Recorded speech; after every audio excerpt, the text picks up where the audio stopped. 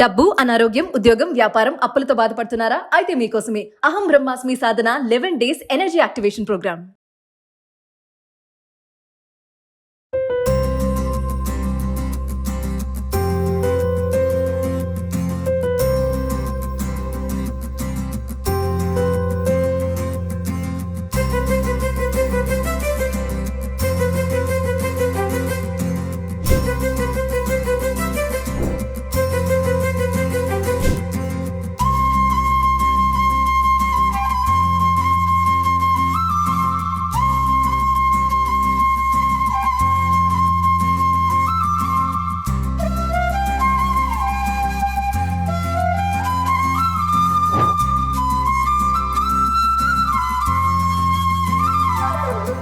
నమస్తే రమగారు. నమస్తే జయ. రమగారు, మనం శ్రావణ శుక్రవారం అమ్మవారికి చక్కగా నైవేద్యాలు చేసుకుంటాం. అసలు ఎలాంటి నైవేద్యం పెడతామండి?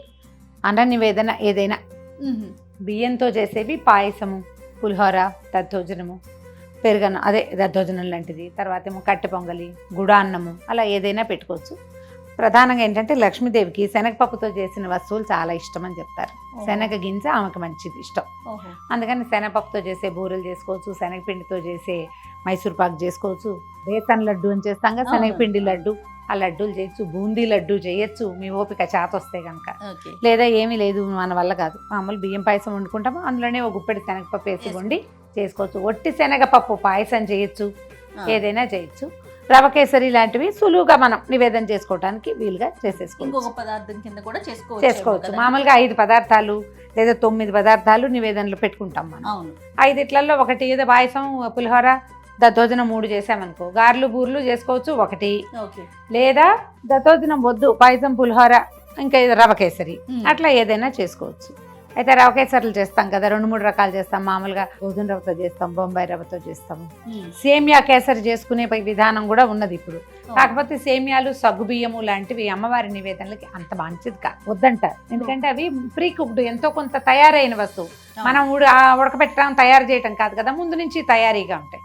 అందుకని సాధ్యమైనంత రవ్వతోటో బియ్యంతోటో చేసుకునే ఏ పదార్థాన్నైనా మనం చేసి పెట్టుకోవచ్చు. పాల పాయసాలు అవి కూడా. ఇప్పుడు ఈ రోజు మనం ఏం చూపించబోతున్నాం? మనం రవ కేసరి చేద్దాము. సాధారణ రవ కేసరి ఏం చేస్తామంటే, మనం నేతిలో రవ్వను వేయించి పక్కన మరుగు నీళ్ళు పెట్టుకుని, ఈ మరుగు నీళ్ళు ఎత్తిపోసి రవ్వ ఉడికాక పంచదార వేస్తాం. ఇవాళ కొంచెం డిఫరెంట్గా, కొత్త రుచిగా ఉండేది అదే రవ్వ, అదే పంచదార, అంతా అదే. చిన్న మార్పుతోటి మనం ఏం చేద్దామంటే, ఒక చిన్న గ్లాస్ అనుకోండి, చిన్న గ్లాస్ రవ్వ, ఆ చిన్న గ్లాస్ రవ్వని ఒక చిన్న గ్లాసు పాలతోటి నానబెట్టండి. ఎంతసేపు నానబెట్టారండి? 1 గంట అయింది, 3/4 గంట అయింది. 1 అవర్ పాలు పీల్చేసేదాకా ఇంచుమించుగా రవ్వ అంతా నానిపోయింది. ఇవి హోల్ మిల్క్ కనుక అయితే ఎక్కువ రుచిగా ఉంటుంది. దీని సింపుల్ కొలత: 1 గ్లాస్ రవ్వ, గ్లాస్ పాలు, గ్లాసు నెయ్యి కూడా గ్లాస్ పడుతుంది, కానీ నెయ్యి అంతా బయటకు వస్తుంది. ఆ ఉన్న నేతితోటే ఇది రుచిగా ఉంటుంది. అయితే పంచదార మనం గ్లాసుకు జనరల్గా 1 గ్లాస్ వేస్తారు, కానీ సరిపోదు, తీయగా ఉండదు, కొంచెం కమ్మగా మాత్రమే ఉంటుంది. తీపి ఉండాలంటే 1.25 నుంచి 1.5 వరకు వేసుకోవచ్చు, ఇంకేం లేదంతే. నీళ్లు 1కి 4 వేసుకోవాలి. దీనికి ఆల్రెడీ 1 పాలు పోసాం కదా, 4 నీళ్లు పోస్తాం అన్నమాట. ఇది ఉడకాలి కదా ఇదంతా. సో మొదట ఏం చేద్దామంటే, మొట్టమొదట రవ కేసరి అనుకోగానే కప్పు రవ్వని కప్పు పాలల్లో నానబెట్టి పక్కన పెట్టండి. మీరు మిగిలిన పనులు చేసుకునే లోపల 1 గంటలో ఇది నానిపోతుంది. గట్టిగా తోడినట్టు అంటే ఈ రవ్వ తడి మీద నిదానంగా పాలల్లో ఊరిపోయి మొత్తం పీల్చేస్తుంది. కొంచెం మందపాటి మూకుడు మాత్రం తీసుకోండి. మన ప్రెషర్ ప్యాన్ ఉంటుంది, కుక్కర్, అలాంటిది తీసుకుంటే మీకు అడుగు మందంగా ఉంటే మాడకుండా బాగా వస్తుంది.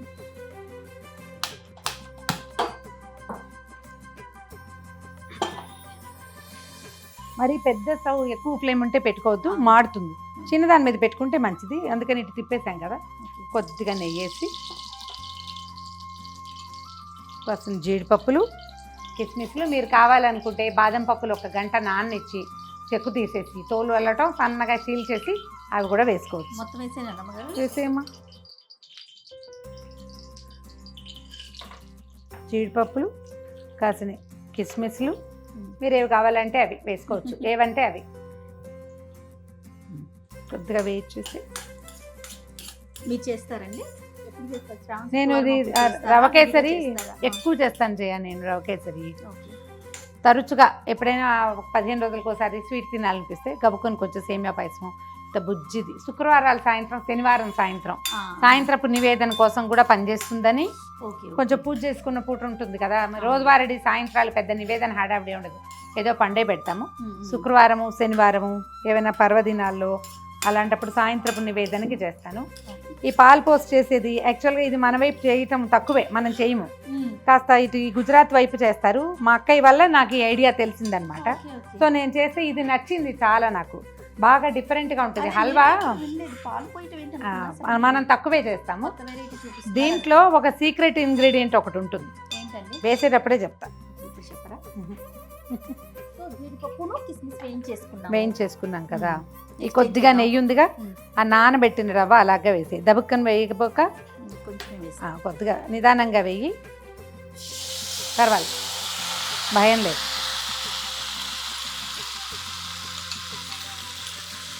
ఇప్పుడు అడుగంటకుండా గరిట కదిలిస్తూ వేయించాలి. పాలు కదా కొద్దిగా అడుగు పట్టుకున్నట్టుగా అవుతుంది. కొద్దిగా అలాగే వేయించాలి. ఏదైనా నాన్ స్టిక్ ప్యాన్లు కొన్ని రకాలు ఉంటాయి, అంటే పూర్తి నాన్ స్టిక్ కాకుండా మన పాత్రల్లోనే అడుగు పట్టుకోకుండా ఉండే రకంవి చూసుకోండి. నెయ్యి వేసుకుంటూ కొంచెం నెయ్యి వేస్తే మనకు అడుగు పట్టకుండా ఉంటుంది. ముందు దీంట్లో ఉన్న తడి పోవాలి ఫస్ట్. అదే పైకి వెళ్ళనివ్వబోక ఒక చోటే ఉంచితే అక్కడక్కడే కదుపుతుంటే గిన్నెంతా అంటుకోకుండా ఉంటుంది. నిదానంగా వేయించండి. ఇదంతా సిమ్లో గరిట చెలాయిస్తూ దాన్ని వదిలిపెట్టకుండా ఉండాలి. మనకి కొన్ని రకాల పాత్రలు దొరుకుతున్నాయి ఇవాళ రేపు, ట్రైప్లైస్ అవి మా అడుగంటకుండా ఉంటాయి కదా, ఆ మెటీరియల్ తీసుకుంటే ఇత్తడి కూడా ఇలాంటి షేప్లో ఇత్తడివి దొరుకుతున్నాయి. ఇప్పుడు ఖరీదు ఎక్కువ చేయ, కానీ అది కనుక కొంటే అసలు ఎన్ని పదార్థాలు ఎంత బాగా కుదురుతాయో. వంకాయలు అవి బ్రహ్మాండంగా వేయించుకోవచ్చు, చూసుకొని కొనుక్కోవాలంటే. వెళ్ళకండి. చూసావా పాలు ఎగిరినాయి, రవ్వ శుద్ధ అయింది, కొద్దిగా ఉప్మాలాగా కనపడుతుంది. అట్లాగా దీన్ని సరిచి నిదానంగా ఈ లోపల మనం ఏం చేయాలంటే ఈ రవ్వని ఈ పొయ్యి ఎక్కిస్తున్నప్పుడే మనం ఏ కప్పుతో రవ్వ కొలత తీసుకున్నామో ఆ కప్పుతో ఒక 4 కప్పుల నీళ్ళు పెట్టుకోవాలి స్టవ్ మీద. పెద్ద స్టవ్ అయితే బెస్ట్. దీంట్లో ఏం చేద్దామంటే అదే కప్పు కొలతకి కప్పు బాతిక లేదా కప్పున్నర మధ్యలో పంచదార వేసేసి మనం కొంచెం చిన్న పాకం, అంటే తీగ పాకం రావక్కర్లా, కరిగిపోవాలి అంతే. రెండు ఒకేసారి టైం కలిసి వస్తుందని చేసేస్తున్నాం అంతే. దాన్ని కదుపుతూ ఉండాలి, నీ చెయ్యి బట్టే అదంతా.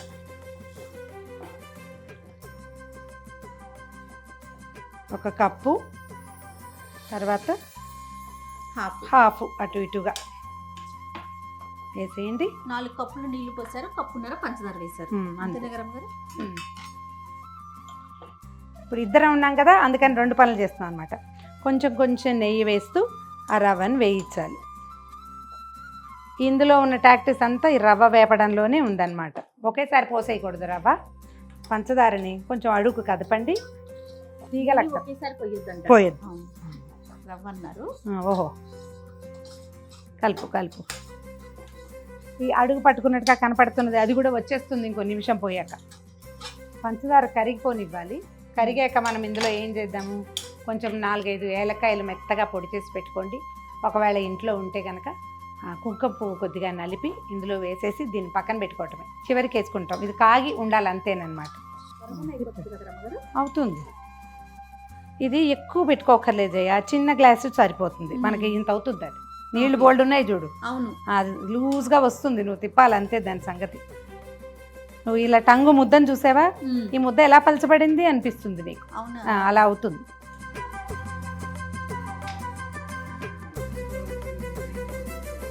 అది ఏం చేయ, ఒక గ్లాసు శనగపిండికి 3 గ్లాసులు నెయ్యి వేస్తారు. మరి అందుకే అట్లా ఎలా వస్తుంది ఆ గుల్ల. అందుకే డాల్డా వస్తుంది. నువ్వేం చేస్తావు జయ పండక్కి? పరవన్నం చేస్తాం, పులిహోర చేస్తాం, పరవన్నం చేస్తాం, పూర్ణాలు చేస్తాం. ఓకే, మీరు పూర్ణాలు ప్రసిద్ధి కదా. అమ్మ ఈజీగా 100 వండేస్తుంది.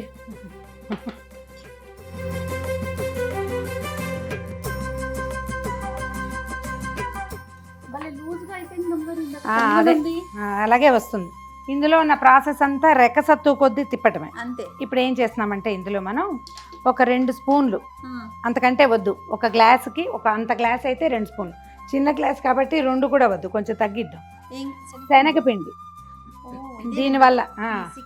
దీనివల్ల ఏంటంటే భలే బైండింగ్ వస్తుంది నాకు. దీన్ని ఈ రవ్వతో పాటు వేయించేద్దాం. దాని పచ్చి పోవాలి, వేగిపోతుంది. దానివల్ల ఏంటంటే ఇప్పుడు ఇది రవ్వ మామూలు రవ్వ కేసరిలాగా శుద్ధ టంగు రాదు. ఇది గింజలన్నీ ఇప్పుడు ఇందులో రవ్వ దాణా ఉంది కదా, అవి ఇట్లా బాగా పువ్వుల్లాగా విచ్చుకుంటే రాలిపోతుంది. అది రాలకుండా ఉండడానికి మనం ఈ శనగపిండి వేసుకుంటాం అనమాట. కొద్దిగా మీకు ఇట్లా ఈ కనపడుతుంది చూడు, ఈ మాత్రం ఏం పర్వాలే, మనం నీళ్ళు పోయంగానే ఆటోమేటిక్గా ఇది వచ్చేస్తుంది. ఇంకొద్దిగా నెయ్యి ఉంది కదా, ఈ కాస్త నెయ్యి కూడా వేసేద్దాం. నెయ్యి వేసి వేయించండి. ఇది మీరు ఎంత బాగా వేయిస్తే అది అంత బాగా రుచిగా వస్తుంది అనమాట. కప్పుకి కప్పు నిర్మోహమాటంగా వేసేయండి, దాన్ని మాత్రం మానేయద్దు. ఒకవేళ ఎంత నెయ్యి పోయలేమనుకుంటే ఒక చిన్న చీటింగ్ ఏం చేయొచ్చు అంటే హాఫ్ మీరు సన్ఫ్లవర్ ఆయిల్ వేసుకుని, రిఫైండ్ ఆయిల్ వేసుకుని మిగిలిన సగం నెయ్యి వేసుకోవచ్చు. వేయగలిగితే నెయ్యి బాగుంటుంది. అమ్మవారికి పెట్టేది కదా, అమ్మవారికి పెట్టేది కదా, అందుకని బుజ్జి గ్లాస్ తోటే చేసుకుందాం. స్టవ్ ఆఫ్ చేస్తారు. ఆపేసా. ఇందులో ఏం చేశాను, నీళ్లు ఇది పంచదార బాగా కరగనిచ్చి ఇందులో కొంచెం ఏలక పొడేసాను, తర్వాత ఏమో కుంకుమ పువ్వు వేసాను. ఏదైనా ఫుడ్ కలర్ వేసుకోదలుచుకుంటే చీమ తలకాయ ఎంత అంటే ఎంత కొంచెం అది వేసుకోదలుచుకుంటే అని చెప్పాను. మీరు వద్దనుకుంటే మానేయచ్చు. ఇగో చూడండి ఎంత లూజ్గా ఎలా వచ్చిందో చూడండి, చక్కగా వచ్చేసింది. ఇది ఇంకా వస్తుంది, అప్పుడు ఈ కేసరి ఫ్లేవర్ వచ్చేసింది, వాసన వస్తుంది. దీనివల్ల కాదు వాసన వస్తుంది మనకి, కుంకుమ పువ్వు ఏలకలు కుంకుమ పువ్వు వల్ల వాసన వస్తుంది.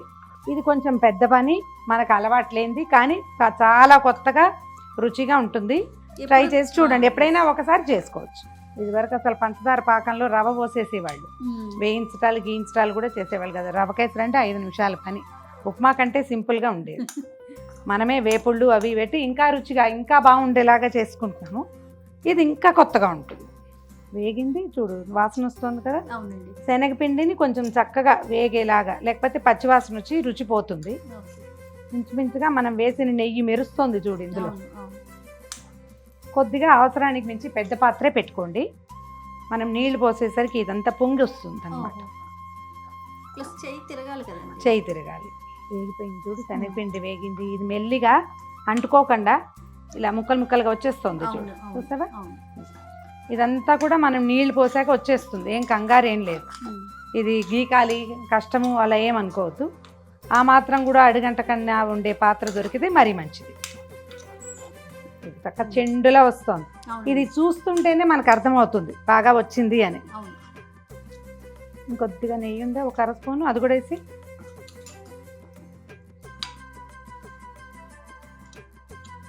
నెయ్యి వేసేసాం. ఒక కప్పుకి ఒక కప్పు రవ్వ కప్పు నెయ్యి. బాగా వేగింది, ఈ అడుగు వదిలిపెట్టేస్తోంది, నెయ్యి చెమరిచ్చేస్తోంది పైకి. ఇలాంటప్పుడు ఏం చేద్దామంటే దీన్ని కొద్దిగా స్ప్రెడ్ చేసి కొద్దిగా పెద్ద గరిటె తీసుకోండి. మనం కాచి పెట్టుకున్నాం కదా ఈ నీళ్ళని అలాగా ఇందులో పోసేయండి. మొదట మనకి ఇదేదో మాట వింటలేదు అలాంటి భావాలు వస్తాయి, ఏం కాదు, వచ్చేస్తుంది.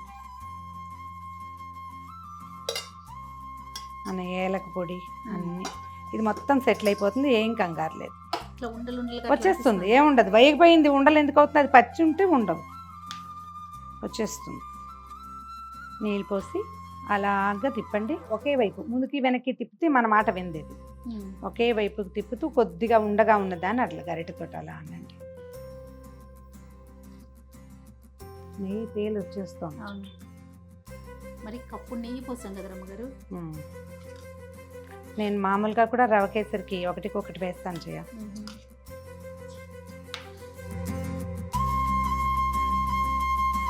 నాలుగు నిమిషాల్లో వచ్చేస్తుంది జయ. ఇది హైలో పెట్టద్దు, పెడితే ఇదంతా కొత్తలాడి చుట్టూతా పడిపోతుంది, నెయ్యి చెట్టుమంటుంది, అడుగంటిపోతుంది. సిమ్లో ఉంచండి అంతే. ఇగో మొదట నువ్వు పోసినప్పుడు రవ్వ ఎట్లా ఉంది, ఇప్పుడు చూడు ఎట్లా వచ్చేసింది. బోళ్ళంత నెయ్యి వేసామా, అది అడుగంటనివ్వదు. ఈ కొత్త ఏంటంటే ఇది వస్తుంది చూడు, ఆ నెయ్యిని విడిచేసే లక్షణం అన్నమాట. నెయ్యి మనం కప్పు నెయ్యి పోసాం, అదంతా రావాలి బయటికి. పాలు పోయటం వల్ల దీనికి ఒక అదనపు రుచి వస్తుంది, కొంచెం కొత్తగా డిఫరెంట్గా ఉంటుంది. ఇది రంగు కూడా ఎందుకు వచ్చిందంటే మనం కుంకుమ పువ్వు వేసాం కదా, ఈ yellowish కలర్ దానివల్ల వచ్చింది. పసుపు రంగు కనిపిస్తుంది చూడు కొద్దిగా. దానితో శనగపిండి కూడా కాస్త వేసాం, మలకంతా అది ఎంత వేసాం.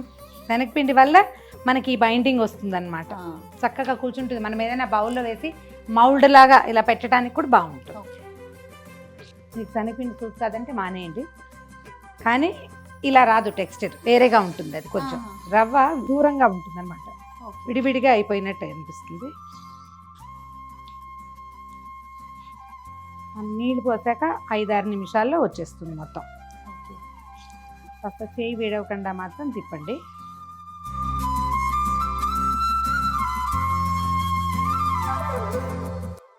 ఇదిగో నెయ్యి వదలటం మొదలుపెట్టి ఇట్లా బుడగొస్తుంది చూడు, అవునవును. ఈ బుడగలు బాగా విస్తారంగా బుడగలు వస్తుంటే ఆపేసేయచ్చు. చూడు ఇప్పుడు నీకు చిక్కగా అయింది కదా, అవునండి. కొద్దిగా చల్లారాక మనం ఏ గిన్నెలో పోస్తామో ఆ గిన్నె షేప్కి చక్కగా వచ్చేస్తుంది. ఇప్పుడు కొంచెం లూజ్గా కనిపిస్తుంది. అవును. చల్లారాక మనం ప్లేట్లో ఈజీగా ఇట్లా చెంచాతోటి చక్కగా తీసుకోవచ్చు, ఇంకా సాగదన్నమాట. ఓకే. ఇగో జీడిపప్పులు కిస్మిస్లు వేసేసుకోండి. పైన కొద్దిగా ఉంచుకుంటే ప్రతి డిష్కి పైన ఒకటి ఇట్లా గార్నిషింగ్ కోసం పెట్టుకోవచ్చు. వేసేయటం, స్టవ్ ఆపేసేయటం. ఇగో వచ్చేస్తుంది చూడు. ఇది ఇంకా పాత్రకు కూడా అంటుకోకుండా వస్తుంది కదా, ఆ అంటకుండా ఉండే టెక్స్చర్ కోసం చూసుకోండి అంతే. గిన్నె కంటట్లేదు, వదిలేస్తుంది గిన్నె అనిపించగానే తీసేసేయచ్చు, అయిపోయింది. మీరు ఇది కావాలనుకుంటే కనుక పైన ఏవైనా చిన్న చిన్న ఫ్రూట్ పీసులు అంటే మన అనాసపళ్ళు, పైనాపిల్ ముక్కలు అలాంటివి కూడా పైన గార్నిష్కి పెట్టుకోవచ్చు, వాసన బాగుంటుంది. ఓకే. ఇందులో పెట్టేద్దామా? ఓకే. ఒక డ్రాప్ నెయ్యి వేద్దాం కింద. ఇదేం అంటుకోదు, దాంట్లోనే చాలా నెయ్యి ఉంది కదా, కొంచెం అట్లా నెయ్యి వేస్తే బాగుంటుంది. నెయ్యి మీద ఉన్న ప్రేమతో